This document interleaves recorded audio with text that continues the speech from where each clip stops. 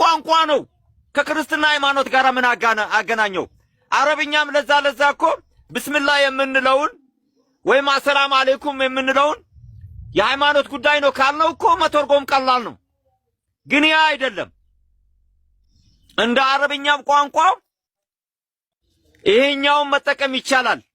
ምንም የክርስትናውን ወይም የቤተ ክርስቲያንን የሚያስተምረውን ትቶ ደህና አደርክ እንደምን እወድሃለሁ የሚለው ለምን አይለምድም? ምን ማለት ነው? ግዕዝ በሃይማኖት ብቻ መጣ? እኛ የአረብኛ ቋንቋ ጀነት ያስገባል እንል የለ እንዴ? አላህ ፊት በአረብኛ ቋንቋ ነው የምንጠየቀው እንል የለ? ለምን ወንጀል አልሆነም? አያችሁ፣ ይሄ የእስላም ጥያቄ አይደለም።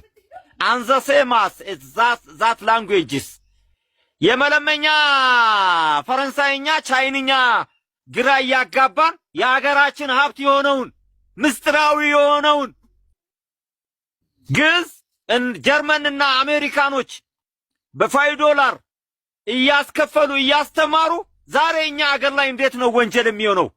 ለምንድነው ምሁር ከሆኑ ጀርመኖችና አሜሪካኖች ማን ነው የፈቀደላችሁ ተብሎ ማይጠየቀው? የኛ ሀብት እኮ ነው። ይሄ ነው።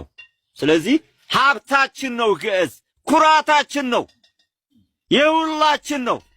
ዓለም ለምንድነው ጀርመን ለምንድነው ግዕዝ ቋንቋን በባችለር በማስትሬት የምታስተምረው? የዘረፉን የግዕዝ ቋንቋዎች ያሉበትን ምሁሮች የጻፉትን እስካሁን አልታወቀም። ከዚህ አንፃር ነውና እስኪ ስለ ግዕዝ ቋንቋ አንድ ሁለት ነገር ልበላችሁ። ሰሞኑን አማራ ክልል ላይ የግዕዝ ቋንቋ በትምህርት ደረጃ ይሰጥ ሲባል እምቧከርዮ አይሆንም፣ ግዕዝ አንፈልግም፣ ሃይማኖታዊ ነገር ጋር ያያዛችሁ ሰዎች አላችሁ። ግዕዝ የኢትዮጵያ የቀድሞ ቋንቋ ነው። ከሃይማኖት ጋር ታያይዙት ቋንቋ ነው። ምን ችግር አለው ብንማረው?